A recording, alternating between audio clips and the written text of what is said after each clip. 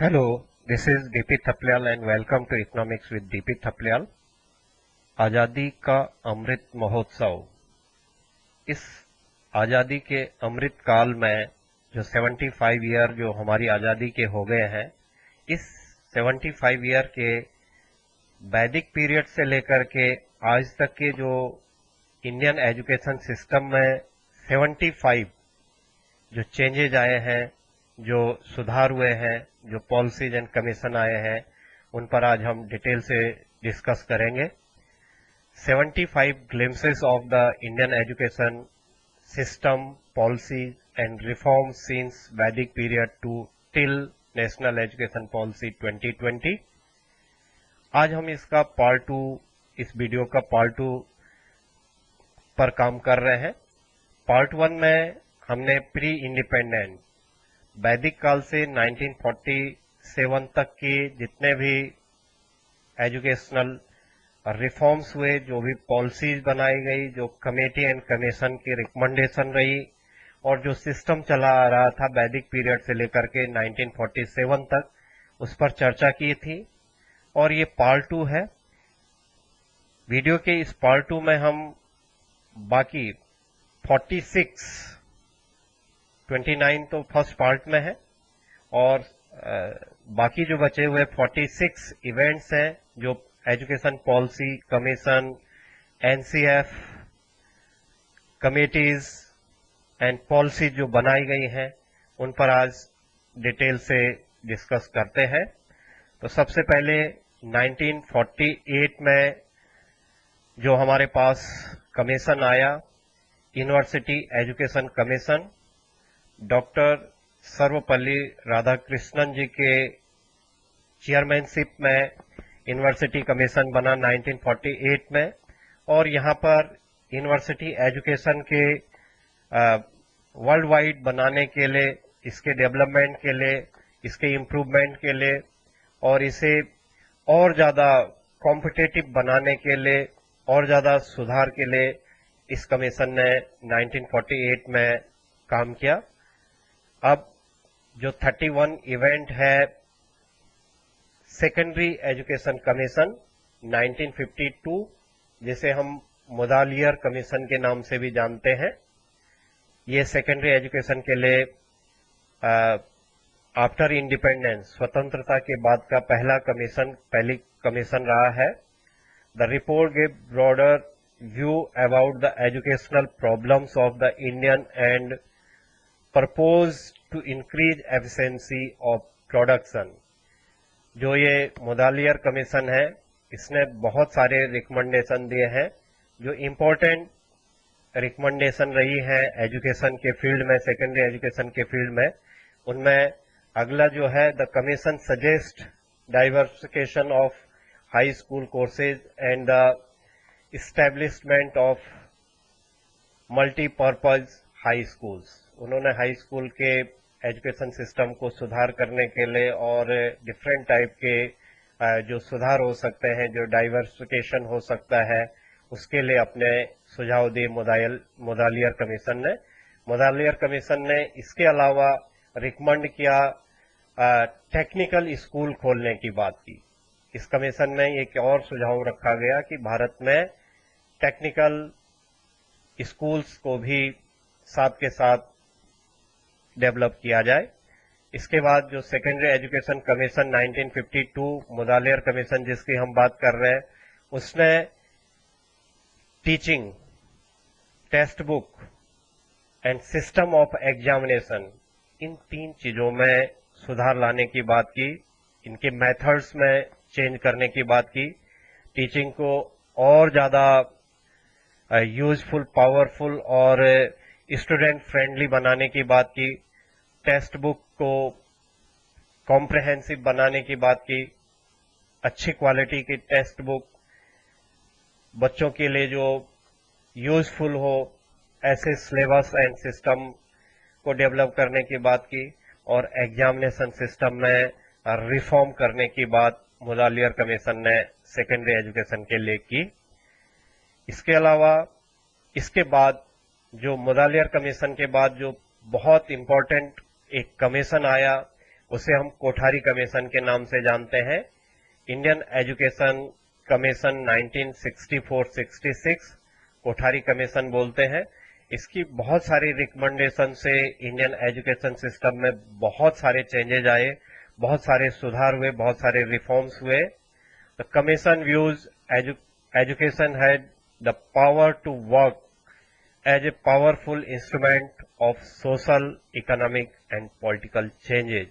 इन्होंने एजुकेशन को एक ऐसा इंस्ट्रूमेंट, एक पावरफुल इंस्ट्रूमेंट के रूप में बढ़ावा देने की बात की, जो कि सोसाइटी में social, economic and political change ला सके। एजुकेशन के through social changes, economic changes and political changes लाने की बात कोठारी कमीशन ने 1964-66 में रिकमेंड किया। इसके अलावा कमीशन ने जो सबसे ज्यादा इंपॉर्टेंट बात जो रिकमेंड की है, इन्होंने कहा है commission has 3 main aspect. First, internal transformation, second, qualitative improvement and third, expansion of educational facilities. Education की जो फैसिलिटीज है इनका विस्तार करने की बात की, क्वालिटी एजुकेशन की बात की, और ट्रांसफॉर्मेशन, इंटरनल ट्रांसफॉर्मेशन, इन सब चीजों की बात कोठारी कमीशन ने कही है। कोठारी कमीशन के रिकमेंडेशन पर नेशनल पॉलिसी ऑन एजुकेशन 1968 में जो एजुकेशन के लिए जो पॉलिसी बनी है, एनपीई 1968, हमारे यहाँ पर 1968, 1986, 1992 एंड 2000 ये नेशनल एजुकेशन पॉलिसीज के ईयर रहे हैं। तो नेशनल एजुकेशन पॉलिसी जो इसके बेस पर 1966, 64, 66 कोठारी कमीशन की रिकमेंडेशन पर इस कमीशन को आगे बढ़ाया गया, और इसमें जो बातें की गई हैं, 1968 the government of India had formulated the national policy on education in response to the recommendation of the Kothari commission. Kothari commission के रिकमेंडेशन पर जो पहला, जो हमारा इंडिपेंडेंट के बाद जो पहला नेशनल एजुकेशन पॉलिसी बनी है, वो 1968 में कोठारी कमीशन की रिकमेंडेशन पर बनी है। इस पॉलिसी में, इस जो एनपीई 1968 है, इसमें जो चीजें सजेस्ट की गई हैं, उनमें पहली बात है the national policy on education for total reformation and aim to extending the, यहां पर जो बात की गई है वो की गई है कि एजुकेशन सिस्टम को सोसाइटी के हर लोगों तक पहुंचाया जाए। Every section of the society, all section of the society, इन सब तक ऐसा गोल बनाया जाए, ऐसा गोल रखा गया जिससे हार्मनी एंड इंटीग्रेशन को बढ़ावा दिया जा सके। एक तो एजुकेशन ऐसी बनाई जाए जो कि कुल सुधार, टोटल रिफॉर्मेशन, टोटल कुल सुधार के क्षेत्र में काम करे, और इसका जो गोल हो वो इंटीग्रेशन हो और हार्मनी लाने की बात की गई, और सोसाइटी के सभी सेक्शन के लोगों को एजुकेशन मिल सके। इस पर जो पहला हमारा एनपीई रहा है 1968 का, उसका सुझाव रहा है। इसी में the policy suggested the provision of compulsory education to children in the 6 to 14 year age group. इस कमीशन ने इस जो हमारा नेशनल पॉलिसी ऑफ एजुकेशन 1968 है, उसमें यह सजेस्ट किया गया कि 6 ईयर से लेकर के 14 ईयर तक के बच्चों को कंपल्सरी एजुकेशन देने की बात की गई है। पूरे देश में सभी बच्चों को जो 6 वर्ष से लेकर के 14 वर्ष तक के हैं, उन सभी को एजुकेशन प्रोवाइड करने की बात की गई। ये सजेशन इस पॉलिसी में दिया गया। इसी पॉलिसी में ये भी रिकमेंड किया गया कि रीजनल लैंग्वेजेस को इनकरेज किया जाए, being a use in secondary school. Secondary school में जो रीजनल लैंग्वेजेज हैं उनको भी बढ़ावा दिया जाए। अपने देश की जितनी भी रीजनल लैंग्वेजेज हैं उनको बढ़ावा देने का काम भी इस पॉलिसी में रखा गया। इसी पॉलिसी में सजेस्ट किया गया opinion that English had be the medium of instruction, the schools and medium of instruction in the school, and it considered Hindi as the national language. इस पॉलिसी में ये कहा गया, ये सजेशन दिया गया कि इंग्लिश जो मीडियम हो वो केवल इंस्ट्रक्शन का हो, स्कूल में जो इंस्ट्रक्शंस दिए जाएं वो इंग्लिश मीडियम में दिए जाएं, लेकिन हिंदी को नेशनल लैंग्वेज के रूप में कंसीडर करने की बात नेशनल पॉलिसी ऑन एजुकेशन 1968 में रिकमेंड किया गया। इसी में जो एक और सुधार की बात की गई, promote the development of Sanskrit which was the symbol of the Indian culture heritage. भारतीय कल्चरल हेरिटेज को बचाने के लिए, बढ़ाने के लिए, उसके एक्सपेंशन के लिए और लोगों तक, बच्चों तक भारतीय संस्कृति की जो हेरिटेज जो हमारी है उनके बारे में पता रहे, इसलिए संस्कृत को बढ़ावा देने की बात भी नेशनल पॉलिसी ऑन एजुकेशन 1968 का रिकमेंडेशन रहा है। इसमें और जो रिकमेंडेशन रहा है वो रिकमेंड किया इस पॉलिसी में government of India that 6% of the national income be spend on education. Bharat की जीडीपी का 6% खर्च किया जाए शिक्षा पर, जो कि आज तक मीन्स 2023 की भी अगर हम बात करते हैं तो अभी भी हमारा ये 5% तक भी नहीं पहुंच पाया है। नियर 5 के आसपास है, 4.7 और 4.8 हमारी जीडीपी का अभी तक खर्च किया जा रहा है। लेकिन जो कोठारी कमीशन की रिकमेंडेशन पर नेशनल पॉलिसी ऑन एजुकेशन 1968 बना था, उसमें 6% जो हमारी जीडीपी है, देश के जीडीपी का 6%, 6% एजुकेशन पर एक्सपेंडिचर करने का रिकमेंडेशन इस पॉलिसी में किया गया, जो कि धीरे धीरे बढ़ा, लेकिन अभी तक भी हम 6% पर नहीं आ पाए हैं।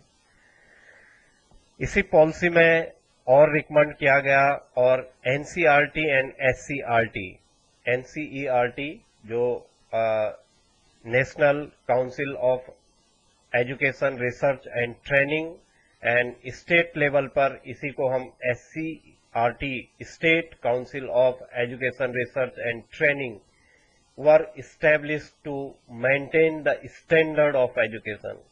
एजुकेशन के स्टैंडर्ड को मेंटेन करने के लिए जो बुक्स बनाने की जो बात की गई, जो रिसर्च एंड ट्रेनिंग की बात की गई, जो क्वालिटी एजुकेशन देने के लिए जो रिकमेंड किया गया, ऐसे इंस्टीट्यूट को खोलने की बात की गई जो कि NCERT एंड स्टेट में SCERT, इनको स्टैब्लिश्ड करने की recommendation national policy on education 1968 में दिया गया। इसके बाद जो अगला जो आया है वो NCF आया है, नेशनल कैरिकुलम फ्रेमवर्क। हर नेशनल एजुकेशन पॉलिसी के बाद एक NCF आता है, ये कैरिकुलम फ्रेमवर्क के लिए होता है और इसमें टीचिंग, लर्निंग एंड असेसमेंट की क्वालिटी को इम्प्रूव करने के लिए काम किया जाता है। तो NCF 1975, हमारे पास 4 NCF अभी तक आए हैं। पहला 1975 में आया है, दूसरा 1988 में आया है, तीसरा जो NCF बना वो 2000 में बना और चौथा जो NCF बना था वो 2005 में बना था। 2005 के NCF में बहुत ज्यादा सुधार की बात की गई है जिसे हम आगे डिस्कस करेंगे।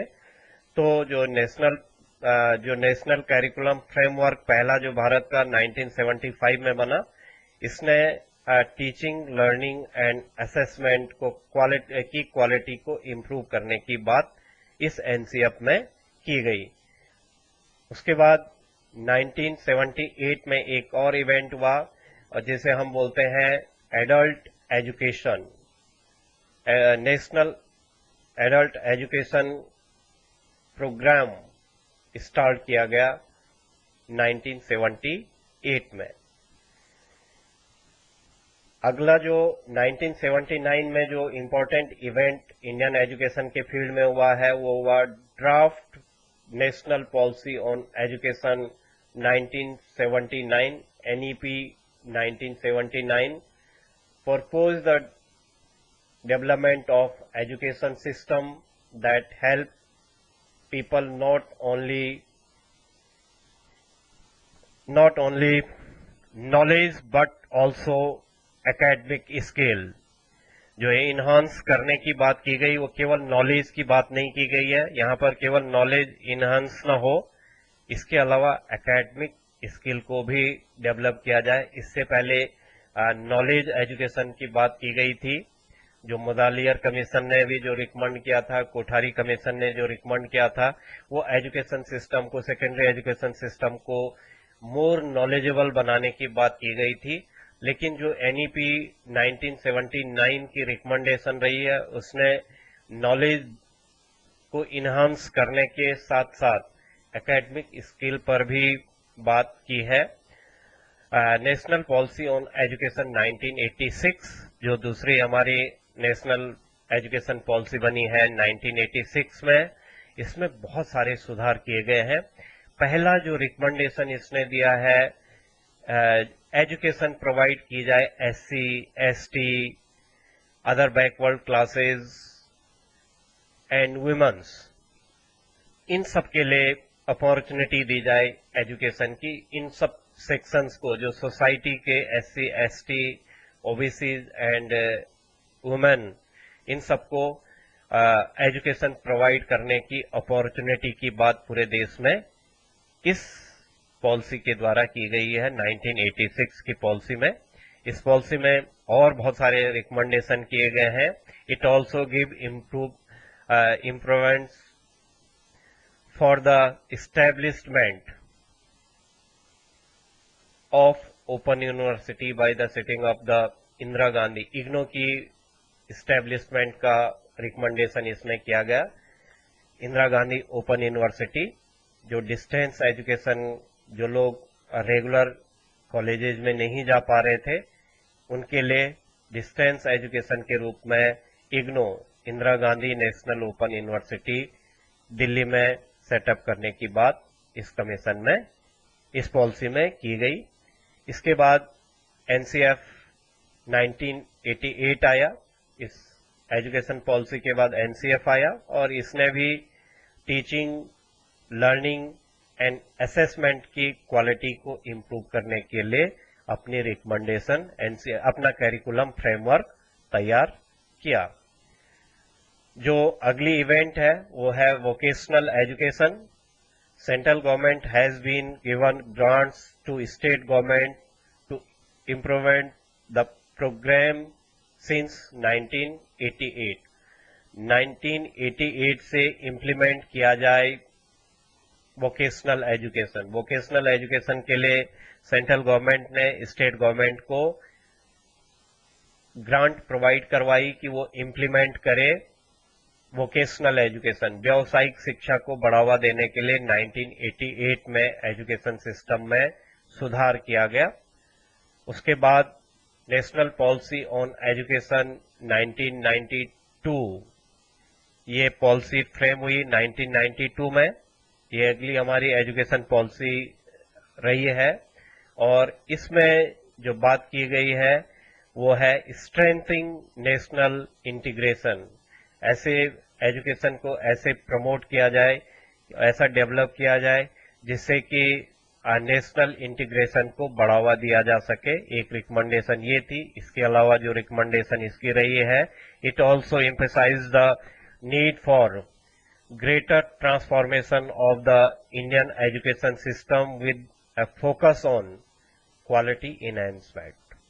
क्वालिटी को बढ़ाने के लिए। पहले नॉलेज को बढ़ाने की बात की गई थी, जो पहले की पॉलिसीज बनी थी। अब यहाँ पर क्वालिटी की बात की गई है कि नॉलेज के साथ साथ क्वालिटी को भी इन्हांस किया जाए, क्वालिटी का भी विस्तार किया जाए एजुकेशन सिस्टम में। पॉलिसी इसी जो अगला जो एनसीएफ आया हमारे पास, वो आया 2000 में। हर नेशनल एजुकेशन पॉलिसी के बाद एक नेशनल कैरिकुलम फ्रेमवर्क तैयार किया जाता है, और ये 2000 में जो तीसरा हमारा एनसीएफ, थर्ड एनसीएफ था, इसमें फिर से नेशनल जो कैरिकुलम तैयार किया गया, इसमें टीचिंग, लर्निंग एंड असेसमेंट को क्वालिटेटिव बनाने के लिए, क्वालिटी को इम्प्रूव करने के लिए एनसीएफ 2000 में भी काम किया गया। उसके बाद 2001 में सर्व शिक्षा अभियान चलाया गया। इससे यूनिवर्सलाइजेशन, एलिमेंट्री एजुकेशन की जो है वो जो हमारी एलिमेंट्री एजुकेशन है, जो हमारी प्राइमरी एजुकेशन है, वो उसको यूनिवर्सलाइजेशन करने के लिए हमारे पास सर्व शिक्षा अभियान चलाया गया। सभी लोगों को शिक्षा मिल सके, चाहे उसमें एडल्ट हैं, चाहे बच्चे हैं, चाहे जो ओल्ड एज है, सभी लोगों को शिक्षा, बेसिक एलिमेंट्री एजुकेशन सभी को मिल सके, इसके लिए सर्व शिक्षा अभियान 2001 में चलाया गया। ये भी एक बहुत बड़ा रिफॉर्म इंडियन एजुकेशन सिस्टम में रहा है। उसके बाद एनसीएफ 2005 आया। एनसीएफ 2005 की जो रिकमेंडेशन है, प्रोफेसर यशपाल जी के चेयरमैनशिप में ये एनसीएफ 2005 बना, और इसने बहुत सारे जो इंडिपेंडेंस से लेकर के और प्री इंडिपेंडेंस पीरियड से जो एग्जामिनेशन सिस्टम में जो टीचर एंड स्टूडेंट के बीच के जो रिलेशन है, उनमें बहुत सारे सुधार के लिए इस एनसीएफ में काम किए गए। पहले के जो 3 एनसीएफ बनाए गए, उनमें असेसमेंट, एवल्यूएशन सिस्टम, टीचिंग, इन सब में सुधार किया गया, लेकिन सबसे जो व्यापक सुधार किया गया एनसीएफ 2005 के रिकमेंडेशन पर किया गया। और इसने सबसे पहले जो अपना रिकमेंड किया है, वो reduce curriculum burden for the student. Student के लिए कैरिकुलम का जो बर्डन है, जो पाठ्य वस्तु का जो भार है, उसे कम करने का रिकमेंड किया है एनसीएफ 2005 ने। इस एनसीएफ 2005 ने सजेस्ट किया है, emphasis should be given on the critical pedagogy and quality and accountability should be ensured in the education system. आज तक जो एजुकेशन की बात की गई थी, उसमें अकाउंटेबिलिटी की बात नहीं की जा रही थी। क्वालिटी एंड अकाउंटेबिलिटी की बात एनसीएफ 2005 ने कही। उसने कहा कि कैरिकुलम में जो बच्चों पर बर्डन है, उस बर्डन को कम किया जाए, और ऐसा एक क्रिटिकल थिंकिंग की पेडागोजी तैयार की जाए, जिसमें कि क्वालिटी एजुकेशन हो, अकाउंटेबिलिटी हो। एजुकेशन सिस्टम को इतना एडवांस बनाया जाए कि बच्चा उसे दूर न भागे। इस चीज के लिए काम किया जाए कि बच्चा जो एजुकेशन सिस्टम से दूर भाग रहा था, उसे एजुकेशन ऐसी बनाई जाए कि जो फ्रेंडली हो, जो बच्चों के लिए एक ऐसा एटमॉस्फेयर बनाया जाए, ऐसा इन्वायरमेंट तैयार किया जाए कि जो क्वालिटी एजुकेशन को बढ़ावा दे और बर्डन कम से कम रहे स्टूडेंट पर। एनसीएफ 2005 ने फोकस किया लर्निंग विदाउट बर्डन, जिसकी बार बार बात की जा रही है कि पहले तक जो लर्निंग थी वो बर्डन के साथ होती थी, और एनसीएफ 2005 जो यशपाल कमेटी ने रिकमेंड किया, उन्होंने कहा कि विदाउट बर्डन लर्निंग जो होनी चाहिए वो जॉयफुल होनी चाहिए, विदाउट बर्डन होना चाहिए। इसमें जो रिकमेंड किया गया, उन्होंने कहा कि एग्जामिनेशन जो सिस्टम है उसमें रिफॉर्म की जरूरत है। एग्जामिनेशन सिस्टम में रिफॉर्म की बात 1929 में भी की गई थी, जो फेलियर सिस्टम को कम करने की बात की गई थी। एनसीएफ 2005 ने भी एग्जामिनेशन में बहुत कुछ चेंजेस की बात की गई है, और रिकमेंड किया है major change in the design of syllabus. जो कैरिकुलम बनाया जाए उसमें मेजर चेंज की बात रिकमेंड की है एनसीएफ 2005 ने, और इसने जो बात की है, नॉलेज की बात की है, स्कूल के आउटसाइड का भी नॉलेज बच्चे को होना चाहिए। केवल किताबी शिक्षा तक ही बच्चे को सीमित न रखा जाए। बुकिस जो नॉलेज है उससे बाहर की बात एनसीएफ 2005 ने की है। इसने इनकरेज किया है स्टूडेंट को, डू नॉट जस्ट लर्न, केवल मशीन की तरह मैकेनिकली उसे लर्न नहीं करना है, बिना थिंकिंग के उसे रटंत विद्या जिसे हम बोलते थे, रटना नहीं है, समझना है, अंडरस्टैंडिंग डेवलप करनी है।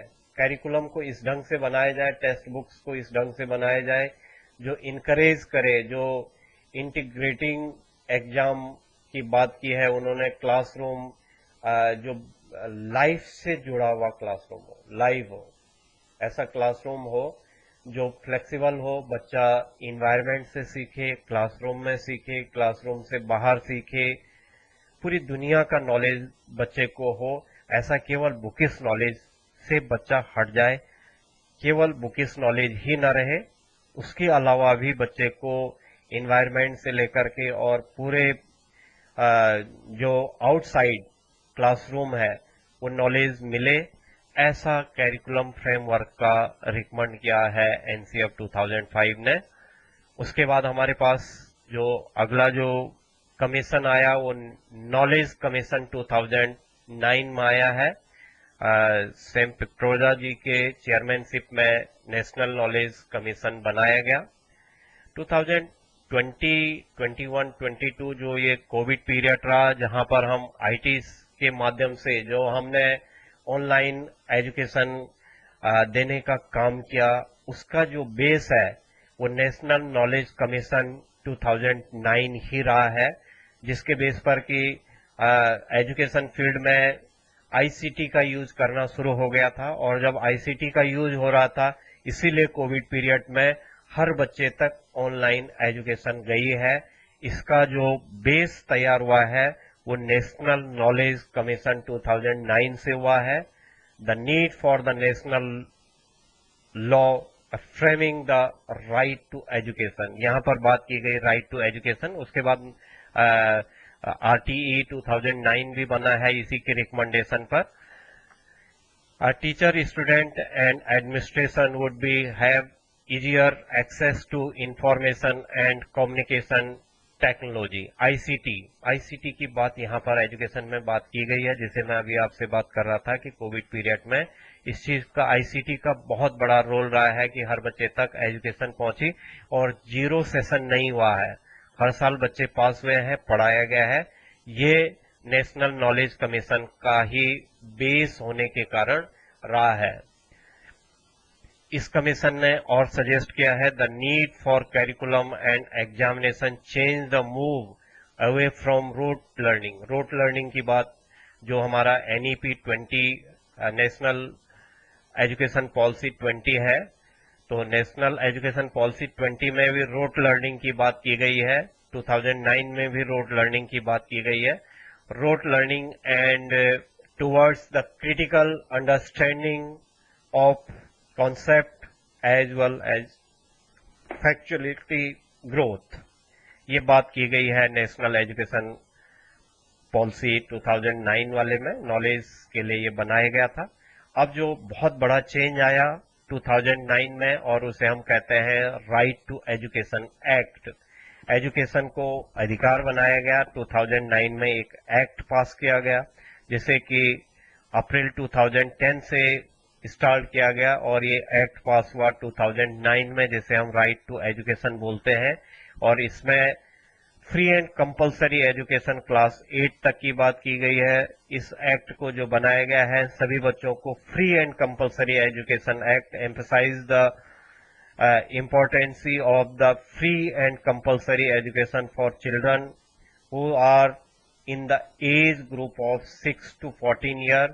This scheme cover children in classes 1 to 8, पहली से लेकर के 8वीं क्लास तक के लिए फ्री एंड कंपलसरी एजुकेशन इस एक्ट के द्वारा बनाया गया।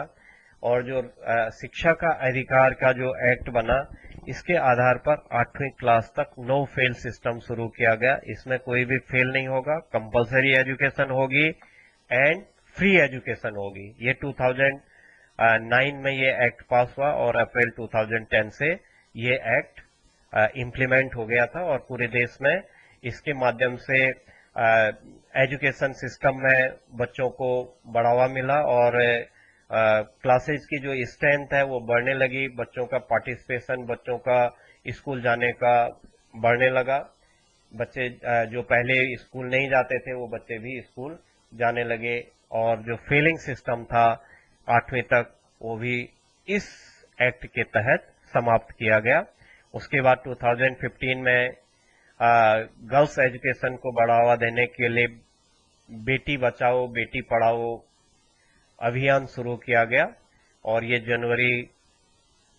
22 जनवरी 2015 में शुरू किया गया। गर्ल चाइल्ड को सेव करने के लिए और गर्ल चाइल्ड को एजुकेटेड करने के लिए ये रिफॉर्म भारत में किया गया।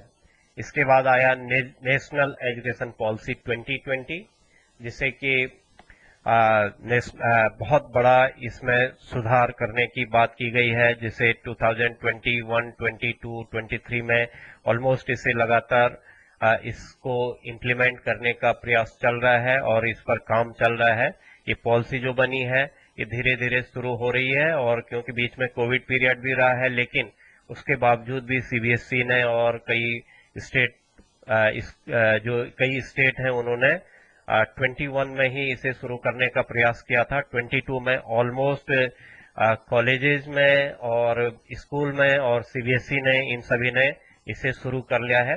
तो एक बहुत बड़ी एजुकेशन रिफॉर्म के रूप में नेशनल एजुकेशन पॉलिसी 2020 को देखा जा रहा है। इसने जो सुधार की बात की है, जो रिकमेंड किया है, उनमें सबसे पहले जो सुधार की बात की है वो 10+2 structure in school education will be modified, जिसे हम 10+2 एजुकेशन बोलते थे, 12वीं पास के लिए 10+2 बोलते थे, इसे मॉडिफाई किया और इसमें जो चेंज किया, जो रीस्ट्रक्चर किया, अब जो रीस्ट्रक्चर हुआ है वो है 5+3+3+4 कवरिंग एज 3 to 18।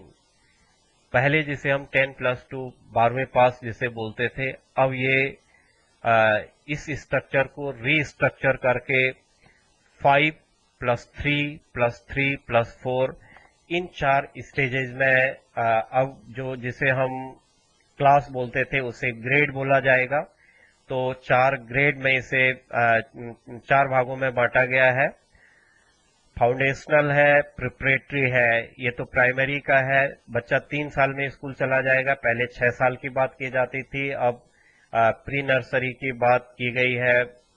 क्लास 1 से पहले भी 3 साल बच्चा पढ़ेगा और 3 से लेकर के 6 साल तक क्लास 1 से पहले वो प्री नर्सरी क्लासेज को करेगा और 18 ईयर तक हमारी सेकेंडरी तक की एजुकेशन पूरी होगी। +2 तक की एजुकेशन जो है वो 18 साल तक पूरी होगी। पहले जो 3 साल होंगे वो प्री प्राइमरी के होंगे, जहां बच्चों को लाइफ के बारे में, बैठना उठना समझना और ड्राइंग के बारे में, कल्चर के बारे में, इन छोटी छोटी चीजों के बारे में 3 साल में जो आंगनवाड़ी केंद्र हैं, जो प्री प्राइमरी स्कूल हैं, उनमें एजुकेशन दी जाएगी। फाउंडेशन हो जाएगा और फिर प्रिपरेटरी स्टेज पर आएगा बच्चा, तो पहला 5 साल वो हो गए, फिर 3, 4 एंड 5 ग्रेड, तीसरी, चौथी एंड 5वीं क्लास, तो 5+3 में वो आ जाएगा 3, 4 एंड 5 ग्रेड।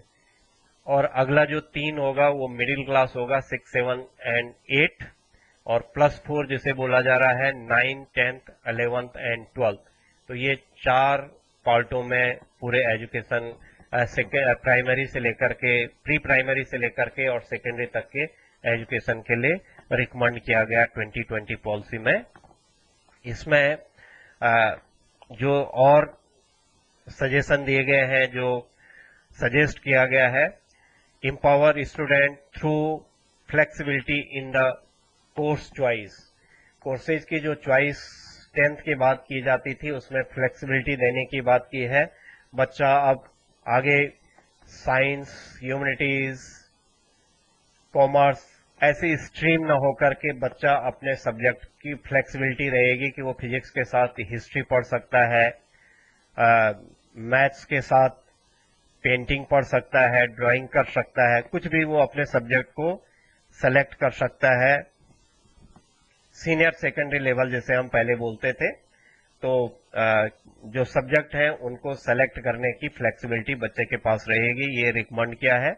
इसके अलावा असेसमेंट पॉलिसी में ट्रांसफॉर्मिंग की बात, बहुत बड़ा ट्रांसफॉर्मेशन की बात असेसमेंट पॉलिसी में किया गया है। The aim of assessment in the culture of our schooling system will be shift from the one that is a summative and primarily test rote memorizing skill to one that is a more regular and formative। तो summative and formative examination system की बात इसमें की जा रही है। Regular basis पर test होते रहेंगे। एग्जामिनेशन का जो बर्डन है उसे कम करने की बात इसमें की गई है। और क्रिटिकल थिंकिंग पर इस पर बात की गई है कि बच्चे के जो डेवलपमेंट किया जाए वो क्रिटिकल थिंकिंग का किया जाए।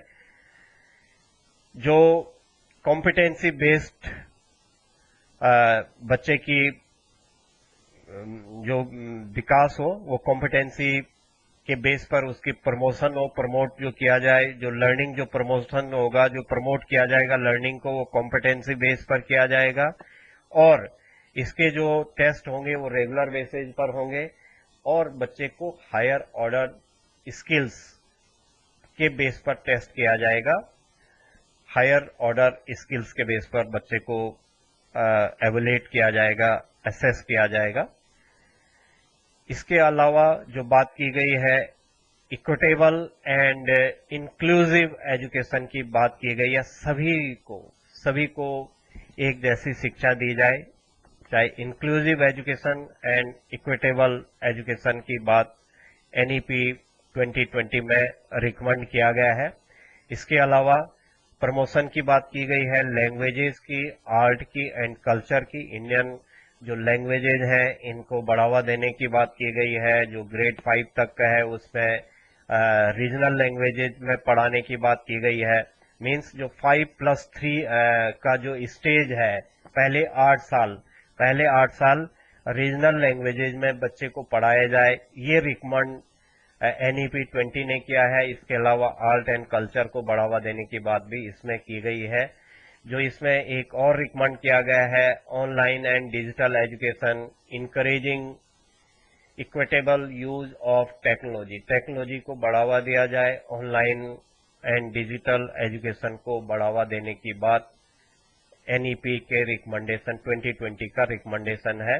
इसके अलावा होलिस्टिक डेवलपमेंट ऑफ लर्नर्स, जो लर्नर्स है उसका होलिस्टिक डेवलपमेंट कैसे किया जाए, 360 डिग्री रिपोर्ट कार्ड की इसमें बात की गई है। 360 डिग्री रिपोर्ट कार्ड में बच्चे का जो असेसमेंट होगा वो स्कूल बेस्ड असेसमेंट होगा, पेरेंट बेस्ड असेसमेंट होगा, सेल्फ असेसमेंट होगा, पीयर असेसमेंट होगा। जो उसके क्लास के साथी होंगे वो उनके द्वारा माध्यम से भी असेस किया जाएगा बच्चे को, जिसे हम पीयर असेसमेंट बोलते हैं। उसके अलावा पेरेंट से फीडबैक लेकर के उसे असेस किया जाएगा। एआई बेस्ड असेसमेंट होगा, आर्टिफिशियल इंटेलिजेंस बेस्ड असेसमेंट होगा, जिसमें पेरेंट से भी चर्चा करके बच्चे को असेस किया जाएगा, उसके साथियों से पूछ करके बच्चे को असेस किया जाएगा। उसके अलावा ग्रुप्स में वो काम करेगा, तो जिससे कि उसका होलिस्टिक डेवलपमेंट की बात इसमें की गई है। 360 डिग्री होलिस्टिक डेवलपमेंट जिससे हो जाए, ऐसी पेडागोजी और रिफॉर्म किए जाएं जिससे कि बच्चे का नॉलेज बढ़े, जिससे बच्चे को क्रिटिकल थिंकिंग इम्प्रूव हो बच्चे में, और जो लर्निंग है वो सभी चीजों की हो, रूट लर्निंग की बात इसमें की गई है। और आज के परिप्रेक्ष्य में लार्जली प्रेजेंट टुडे, आज के परिप्रेक्ष्य में बच्चा तैयार हो सके, नए भविष्य के लिए, नए राष्ट्र के लिए, नई चुनौतियों के लिए बच्चा सामना कर सके, ऐसा होलिस्टिक डेवलपमेंट लर्निंग पर डिटेल से इस पॉलिसी में बनाया गया है।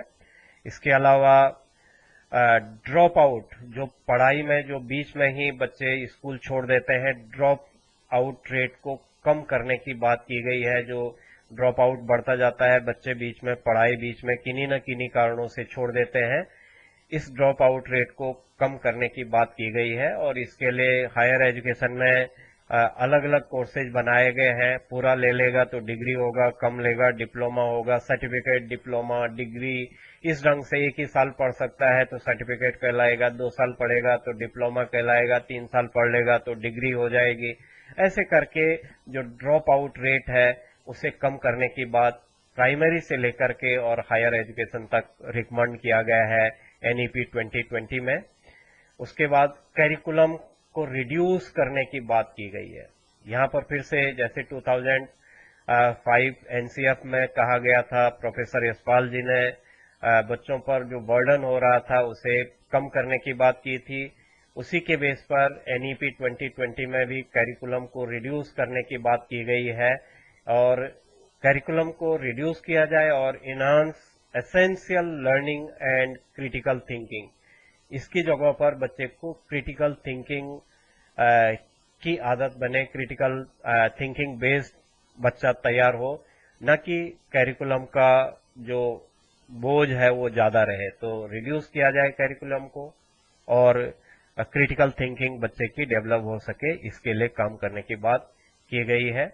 इसी पॉलिसी में जो रिकमेंड किया गया है, optimal learning environment and support for the student, इसमें बच्चे को फिर से जो इन्वायरमेंट से भी सीखे, जो हमारा कैरिकुलम है, जो पेडागोजी है, वो इस ढंग से हो कि जो स्टूडेंट फ्रेंडली हो और जो असेसमेंट हो वो फॉर्मेटिव एंड समेटिव दोनों मिला करके हो। फॉर्मेटिव असेसमेंट को ज्यादा तवज्जो देने की बात की गई है और पूरा एजुकेशन सिस्टम जो हो वो स्टूडेंट सपोर्ट का हो।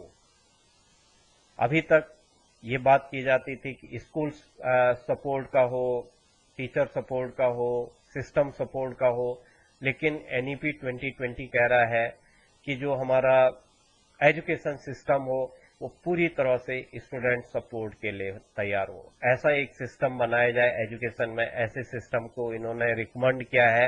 एक डिटेल इस पर बनाया गया है, मैं बहुत शॉर्ट में आप लोगों से डिस्कस कर रहा हूं, जिसमें कि स्टूडेंट को पूरा सिस्टम सपोर्ट करे और इससे क्रिटिकल थिंकिंग बच्चे की बढ़े। कंटिन्यूअस फॉर्मेटिव असेसमेंट एंड किया जाए, जो पहले टर्म वाइज जो किए जाते थे, जो साल में एक ही बार एग्जाम लिया जाता था, ऐसा नहीं, समेटिव की बात उसने कम की है और फॉर्मेटिव की बात ज्यादा की है। छोटे छोटे पार्टों में एग्जाम लिया जाए, अलग अलग ढंग से एसेस बच्चे को किया जाए। तो ये कुछ बातें नेशनल एजुकेशन पॉलिसी 2020 की थी। बच्चों को ज्यादा नंबर लाने का जो कट थ्रॉट कंपटीशन चल रहा था, मार्क्स को बढ़ाने के लिए कि बच्चा कितनी ज्यादा मार्क्स आ जाए, 100% तक लाने के लिए पेरेंट का दबाव, सोसाइटी का दबाव, स्कूल का दबाव जो बच्चों पर हो रहा था, उससे बच्चों पर बैड इम्पैक्ट पड़ रहे थे। क्योंकि जो हमारे सेंट्रल यूनिवर्सिटीज हैं, अंडर ग्रेजुएट कोर्सेज जो सेंट्रल यूनिवर्सिटीज के हैं, उनमें आज तक मेरिट बेस्ड एडमिशन होते थे। जिन बच्चों की हाईएस्ट नंबर आती थी, हायर नंबर आती थी, इवन 100 कट ऑफ, कई कॉलेज ऐसे हैं जिनमें कि अंडर ग्रेजुएट कोर्स में 100% का कट ऑफ कई सालों से चल रहा था। तो जो ये cut throat competition school system में बच्चों पर इसका जो बैड इफेक्ट पड़ रहा था, उस चीज को नेशनल एजुकेशन पॉलिसी 2020 ने खत्म कर लिया और मार्क्स को इम्पोर्टेंसी न दे करके अंडर ग्रेजुएट जो कोर्स होंगे उनके लिए एनटीए, नेशनल टेस्टिंग एजेंसी के द्वारा साल भर में 2 बार टेस्ट लिए जाएंगे और बच्चा इसके बेस पर अपने जो यूजी कोर्सेज है उसके लिए एग्जाम को क्लियर करेगा। अभी तक मार्क्स बेस्ड होता था, जो साइंस, ह्यूमैनिटीज, कॉमर्स, इन सब चीजों में आर्ट साइड इन सब चीजों में जो एडमिशन मिलते थे वो बच्चे की +2 के परफॉर्मेंस पर मिलते थे। +2 में जैसा परफॉर्मेंस होगा उसी के बेस पर DU में एडमिशन मिलता था या BHU में एडमिशन मिलता था या जितनी भी सेंट्रल यूनिवर्सिटीज हैं उनमें एडमिशन मिलता था। लेकिन अब उसे कॉमन एंट्रेंस टेस्ट जो कि NTA के द्वारा लिया जा रहा है, इस साल से शुरू हो गया है। 2022 में इसे शुरू कर दिया गया है और ये बहुत बड़ा चेंज एजुकेशन सिस्टम में आ गया है, जिससे कि अब बच्चे जो मार्क्स लाने का जो बच्चों पर दबाव होता था उस दबाव से बच्चों को मुक्ति मिलेगी और बच्चा अपने हिसाब से science, humanities, languages, art, vocational subject, इन सब चीजों के साल भर में 2 बार कॉमन एंट्रेंस टेस्ट दे सकता। अभी एक बार किया जा रहा है, तो कॉमन एंट्रेंस टेस्ट देगा और उसके बेस पर उसको उसकी परफॉर्मेंस के बेस पर उसे सेंट्रल यूनिवर्सिटीज में एडमिशन मिलेगा। कुछ स्टेटों ने भी इस साल से इसी कॉमन एंट्रेंस टेस्ट के बेस पर बच्चों को हायर एजुकेशन में एडमिशन की बात की है, जो अंडर ग्रेजुएट कोर्स है उनमें एडमिशन की बात की है। तो ये 75 जो हमारे आजादी के अमृत महोत्सव पर जो पॉलिसीज थी, जो कमीशन थे, जो कमेटीज थी, जो सिस्टम था, उस पर मैंने बात की है।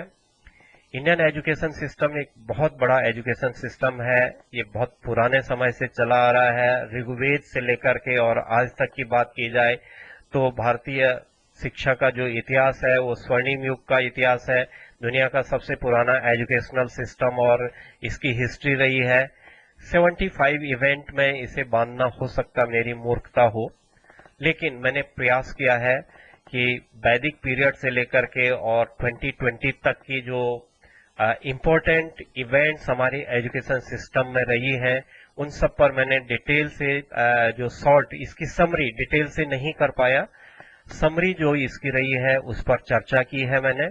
और मेरा प्रयास रहा है कि मैं जो मुख्य जो कमीशन है, कमेटी है, रिकमेंडेशन है, पॉलिसीज हैं, उनको इसमें शामिल करने का प्रयास किया है। हो सकता है कि कुछ चीजें मुझसे छूट गई हों, तो ये एक मेरा अपना प्रयास है। तो अगर कोई गलती होगी तो मैं आप लोगों से यही चाहूंगा कि इसके लिए मुझे माफ करें, क्योंकि इतने बड़े इतिहास को 75 इवेंट में बांध पाना बहुत आसान नहीं है। मैंने प्रयास किया है आजादी के अमृत काल में कि मैं भी आजादी के अमृत महोत्सव में अपने एजुकेशन सेक्टर में होने के कारण इसकी 75 खूबियों को, 75 पॉलिसीज को आप तक शेयर कर सकूं। और इन दोनों वॉल्यूम में इसे मैंने समराइज करने का प्रयास किया है। और जो इसकी बातें मैंने ली हैं वो history of Indian education, NCERT, CBSE, all national education policy, all government education commission and committees, British period education policies, education policy of the Indian government and other जो रेफरेंस है उनसे लिया है। तो ये इस बेस पर मैंने ये तैयार किया है। Thank you for watching this video. Thank you.